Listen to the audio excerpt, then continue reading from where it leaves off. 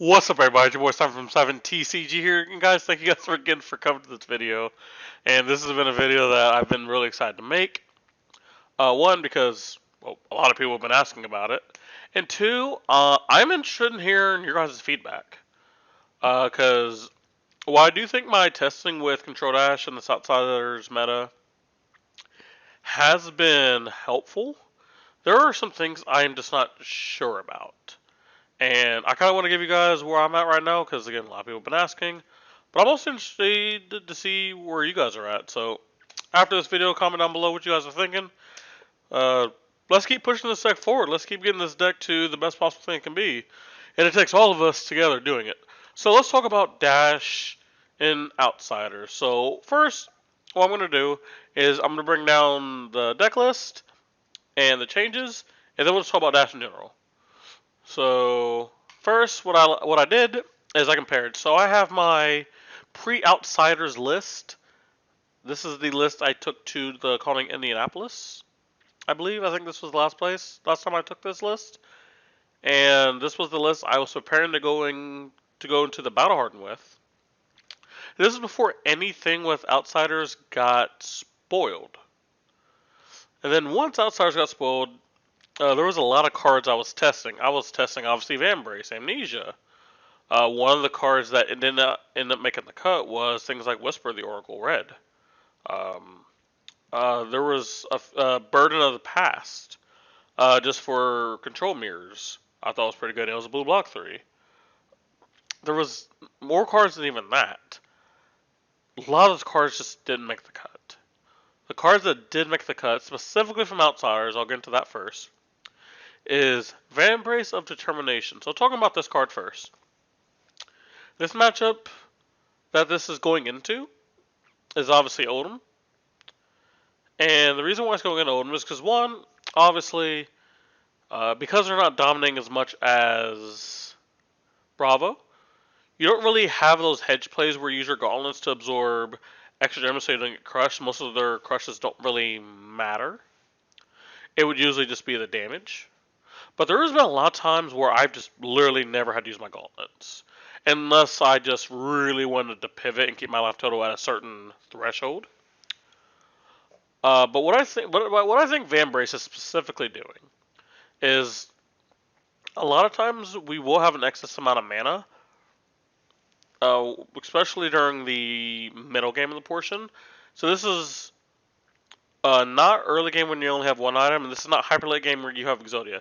This is that thing where you maybe have 2 chambers and a purifier, or 2 purifiers in a chamber. Like, you kind of have that middle ground. I think where this really shines. So what this reads, if you guys don't know, is once per turn action, attack reaction, sorry, pay red. The next prevention effect that would prevent damage dealt this turn, prevent 1 less of that. And then this also reads, when this defends, you may pay a red. If you do, this gains +1 defense and blade break. This naturally has 0 defense, and this is generic arms. So already off rip, we are trading the resource to block. It is just going to be 1 less damage we take, which only on certain attacks do we just only double Ironhide and it stops the crush from happening. A lot of times we can use a card from hand and this, like with our Tunic resource, and cover up about the same amount and still not get crushed. But again, that's only like, I don't even know how many cards that extra 1 block hurts us with. I don't know. But the offensive capabilities of this card has been absolutely wonderful. So one of the big issues with the deck is obviously Crown Rampart. Stops 2 damage on the first one, and then so on and so forth gets bigger.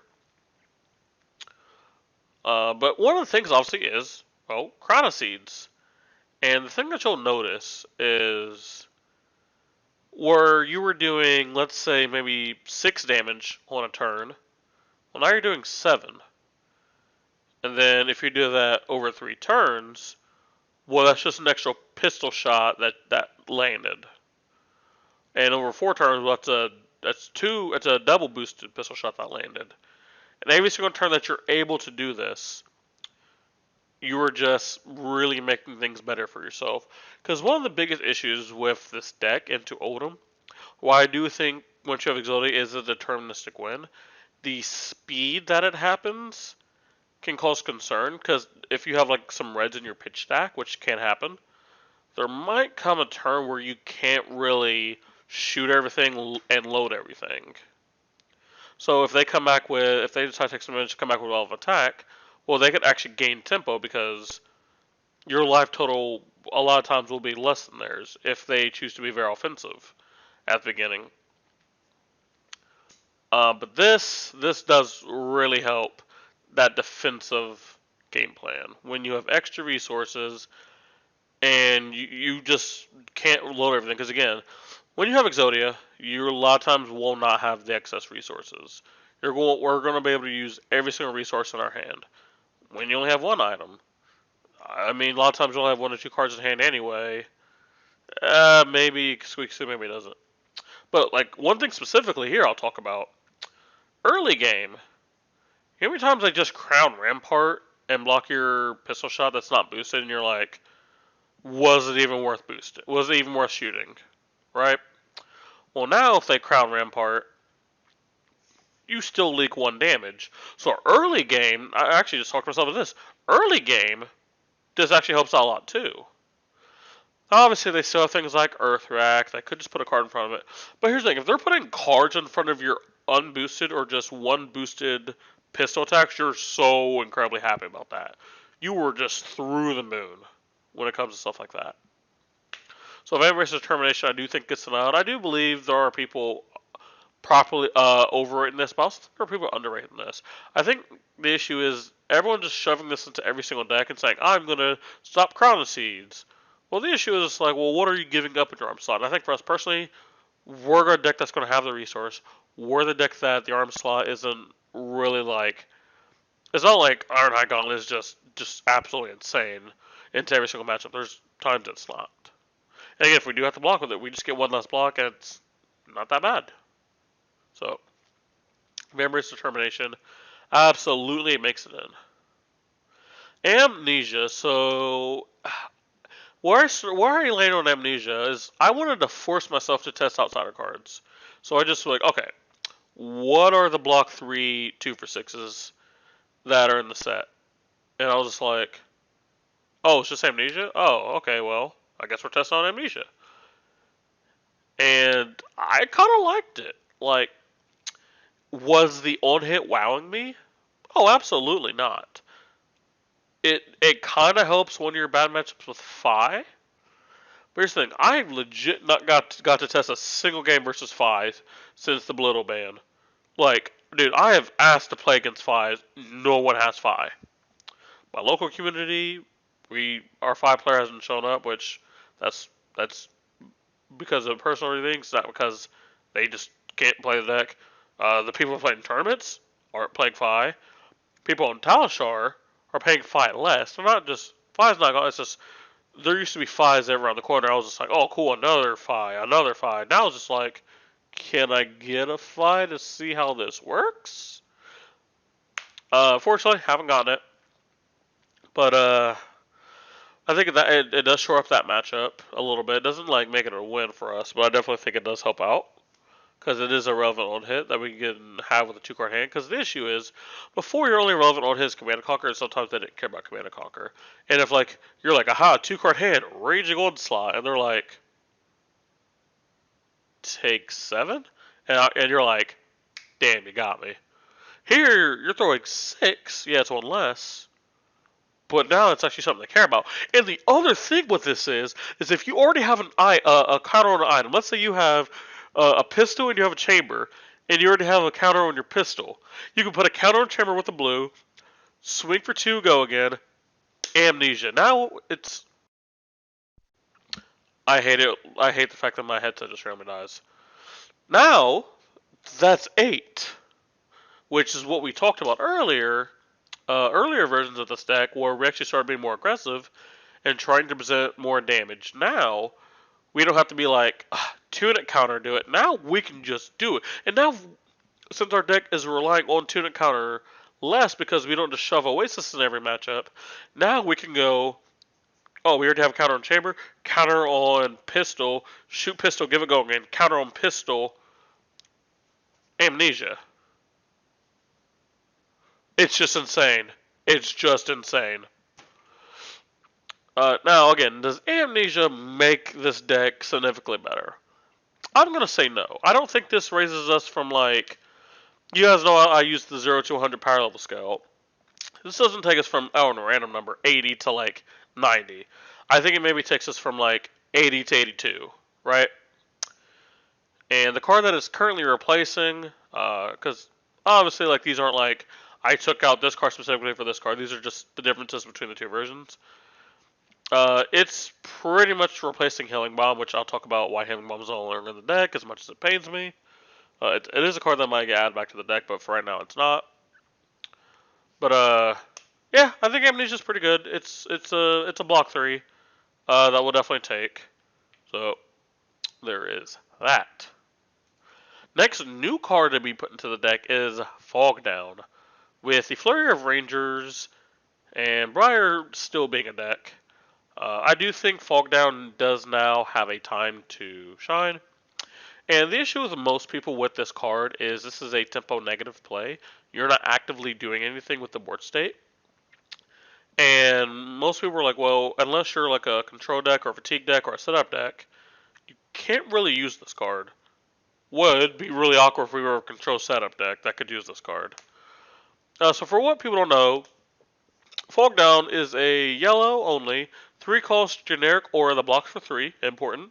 It says non-attack action cards lose and cannot gain go again. At the beginning of your action phase, destroy Fog Down. So first I'll look at, well, how does this affect us? Well, cool. We can't sift. This runs on me, Whisper the Oracle, go again. Oh no. Yeah, we don't care. We literally don't care. This is more for our opponent than anything else. So now Zaylee can't go like buff, buff, buff, here's an arrow. Now she's like, huh, arrow? And you're like, dude, send it. Yes, thank you. Now again, this isn't into every matchup. Like there's matchups like Odom. Am I playing this in Odom? Probably not, unless I just want the excess amount of cards, right? Am I playing this into other dashes? Maybe if I know they're on a certain build that uses like things like BIOS update and stuff like that, but then it's like, am I really like playing Fog Down to stop BIOS update from having go again? No, I'm not. But at worst, it is still a yellow block 3, and we talked about this. So like, there's a thing in the Discord where people were asking me why we're playing yellow Fitness Fighting Spirit over red. So they're both a popper for Dromai, right? But yellow, at the very worst, can still load pistol, load chamber, shoot. Right? So if I don't have an extra resource, I at least have a starting resource for the next turn. Or if I already have a counter on something, let's say I've already done a counter pistol, I can have a yellow in my hand, that's it. Put a counter on chamber, shoot pistol, go again with my one floating, shoot. With the red, you can't do that. So that's why yellow specifically is just better than a red. And that's one reason why there's not that many downsides with this.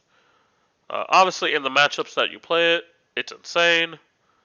But that's literally what a tech card is. This is for what this current meta is.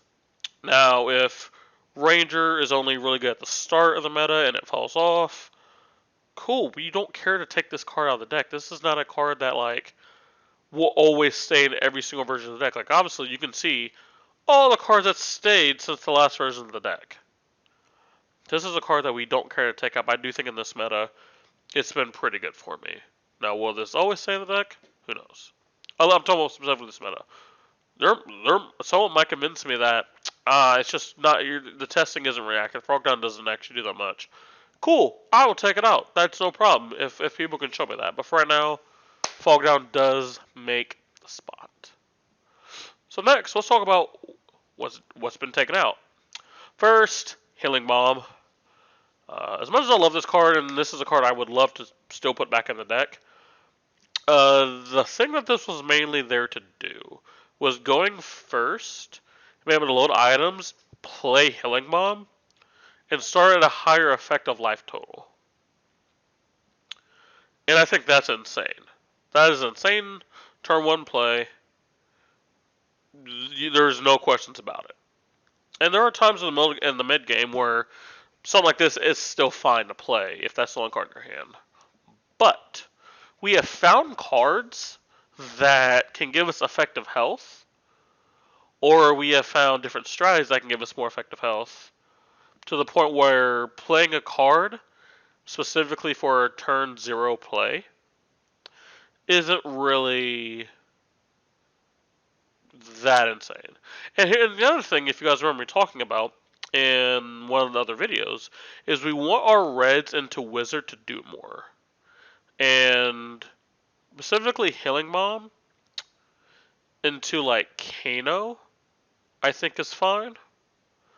But Healing Bomb into Wizard, into Iyslander, I don't think it is actually doing what we need specifically. And that is more of what I cared about. Because specifically the block 2 in the red. So we pretty much upgraded that into a card that can deal damage, block 3. So we at least have more we can do. Healing Bomb is still a fantastic card. People that say Healing Bomb is just a meme are absolutely wrong. It's just in this current day and age right now, I think we have found a spot where there is something that outperforms Healing Bomb for now. If it turns out Amnesia just isn't actually doing enough, cool, we can slot Healing Bomb back in. Turns out Fog Down is we're just lost in the sauce. Cool, we can add Healing Bomb back in. So for now, Healing Bomb is out, but it is not out forever. Remembrance, we've taken Remembrance up from 2 to 1. So one of the reasons why we were playing Remembrance was obviously it's specifically into other fatigue decks, well, like primarily Odin. Unlike other decks that just say, "Oh, this is how I beat fatigue." One of the things that you would ask those decks, like the regular mid-range and aggro decks, if I give you +4 cards in your deck, does this actually change the matchup? Most people would say no, but I think here, again us against a deck like Odin, I actually think it would. I do think like shuffling specifically blues back into the deck, especially if you have a bad pitch stack, is really good. The reason why we're taking it down is obviously if you look at the large list of cards we play in the deck and the matchup spread that we expect, it is the card that actually does the least. Right? Now, if Brute comes back, if people just put a bunch of Smashing Good Times in their deck, well, cool. Slot Remembrance right back to 2. But we're not seeing that right now, so the need for Remembrance is less. Right? The need for it is less. Now, you could have said, well, Siphon, just take out the Yellow Raging Onslaught. It's just a Yellow Raging Onslaught. Well, that changes our numbers for our new game plan to being a little more mid-rangey. That changes our popper count, which means like the Remembrance is a little more necessary to get our poppers back. I think Raging Onslaught literally just does more in this deck than Remembrance does. At 2. Now, 1, I still think the Remembrance is fine. Because the other bad thing with running 2 Remembrances is when you see the first one, you don't care to pitch it. When you see the second one, especially if it's in within the next like 6 cards, you hate it so much. There was a time on camera, if you guys watched my Battle Hard in Charlotte, it was Charlotte? No, it was Indianapolis, where I draw a Remembrance, pitch it, and then draw another Remembrance, and I'm like, I actually have to play this one because there's no way I can have this many Remembrances this close to each other. I can't. And yep, that's 2 times my headset died during this. Let's go. Hopefully I've given you guys a good explanation for why Remembrance is going down to 1. I do think people do overrate this card, even though I do think this is one of the few decks actually use Remembrance very well. But again, it's another card we don't care to put back in. I think this deck is very loose in its tech spots. It does not say I must run. There's not a lot of cards that say I must run this. Like you might say like you must run these cards, but these are just like generic best in slot. Like we can probably find another 2 for 4 3 block, right? There's another brutal assault out there. This one we just so happen to take these, right? We just so happen to take these. But like some of these cards are easily replaceable. These are just again best in slot that we seen. That's all you got. So specifically why that's all you got's going out is it was insane. It was absolutely insane versus decks like Katsu. It's insane versus Rosetta Thorn. It's really good in a lot of spots, but versus decks like Guardian, versus decks like Ranger, the 3 block at the D-React spot wasn't doing enough because we would never turn it on. If we had the option to turn it on at some point, like versus, I don't know, I'm trying to think of like a deck that like it's sometimes on. Like technically versus Fi, it's sometimes on, right? Versus other Dash, it's sometimes on.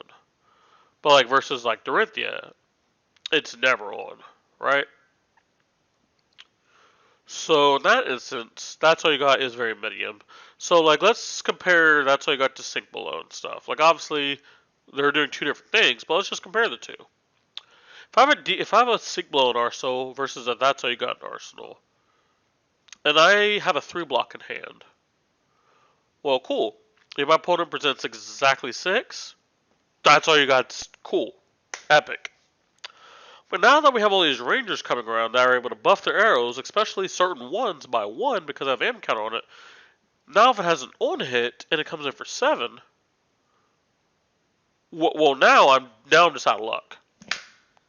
Now I'm just out of luck. I can't do anything about that. I have to give 3 cards now because of that specifically. And again, if these decks had any way to turn on That's All You Got, I would still keep it in the deck. But in this world, the 3 block here does not do enough to warrant a spot in the deck. Where other things like Fog Down into the current meta, I think is pretty good. That's what you got versus Azalea versus Fog Down. That's what you got versus Fog Down. Which one would you rather have versus Lexi Azalea? Right? Which one would you rather have versus Dorinthia? I think that stuff like that just answers itself. So this is going to be the current list I am rolling right now. I am liking this list so far. I haven't got to test a lot on Talishar, but mostly either in private games or in real life is where I've tested this, and I think it's in a good spot. So let's talk about Dash just in a vacuum versus all the new heroes. And Outsiders specifically. So starting with Ninja.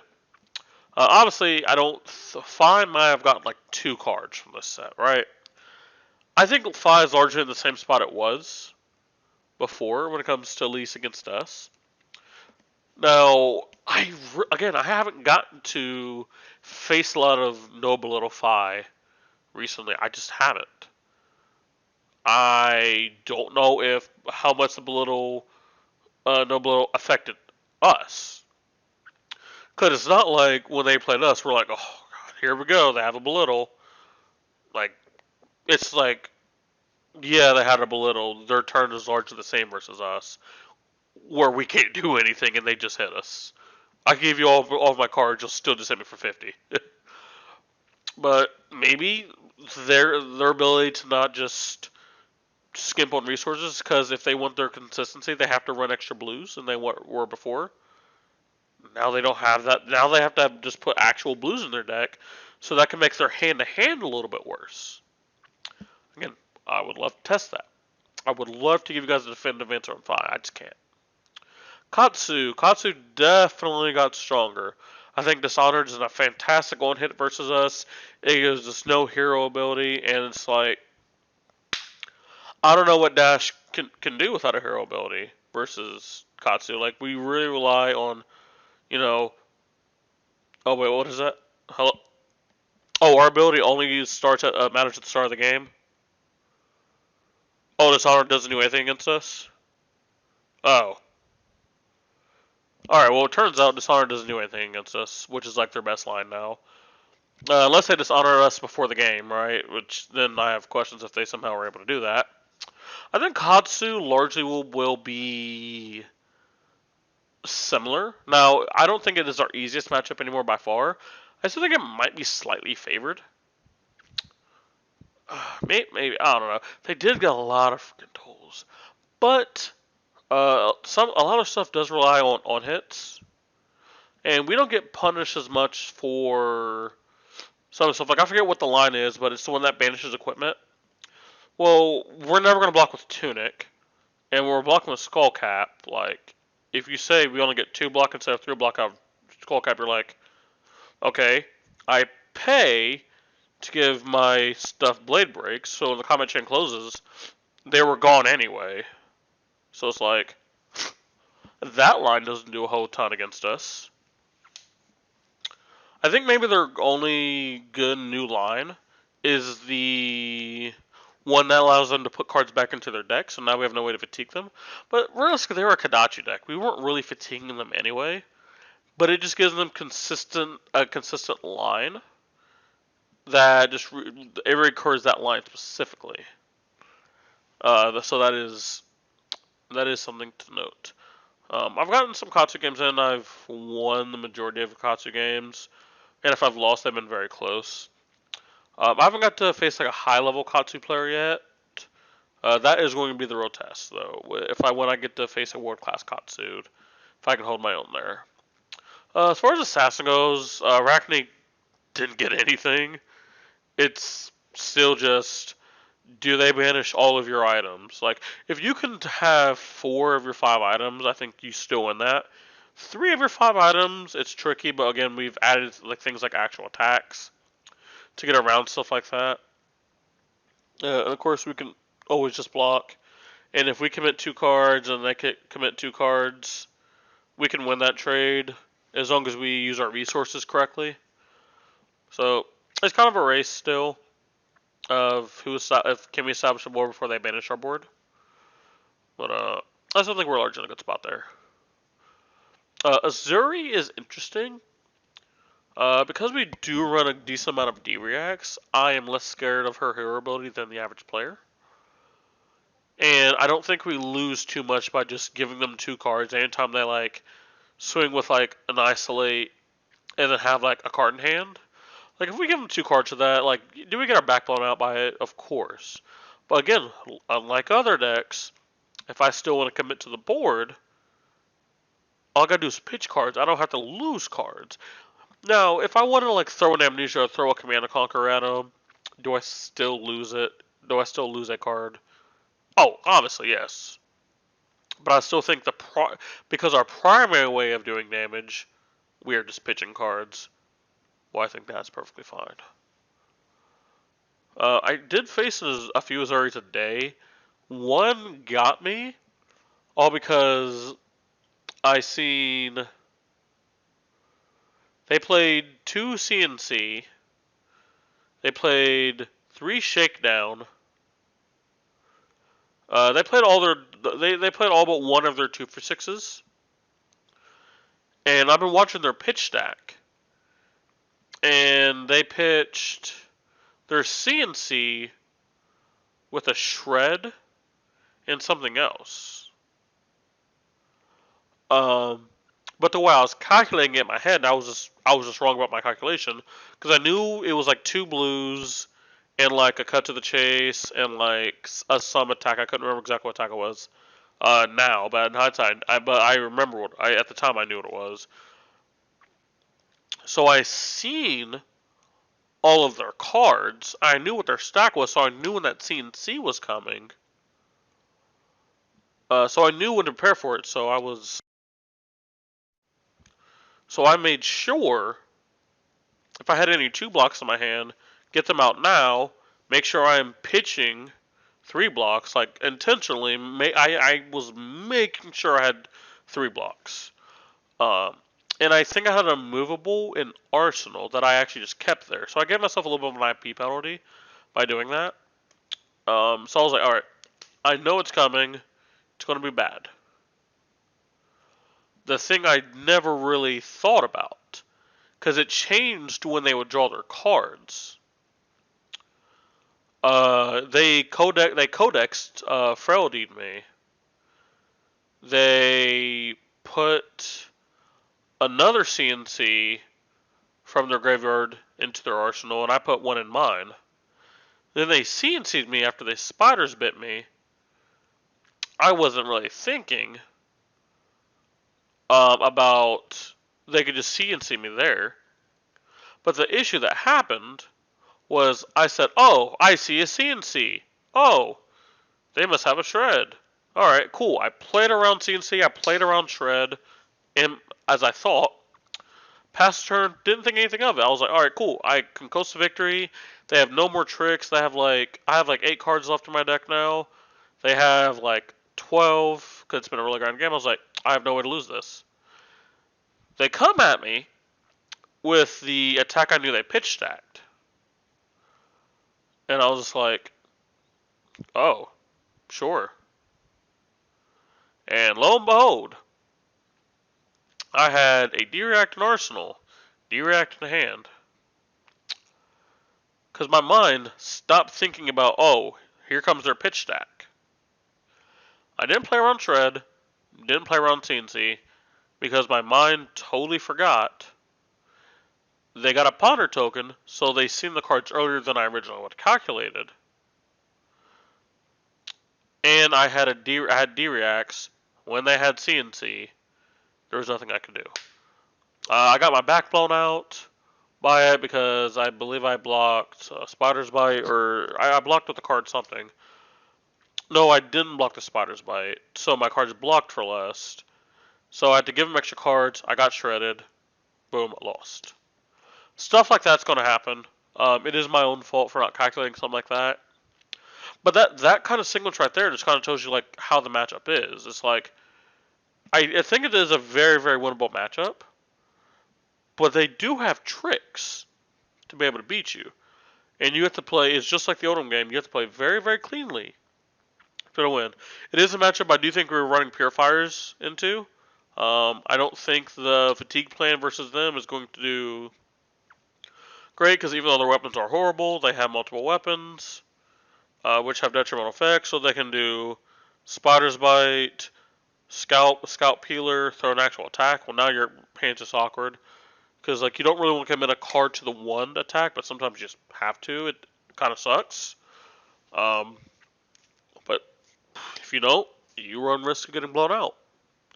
And what some Missouri players that were smart were doing against me is they knew I was always throwing 2 cards.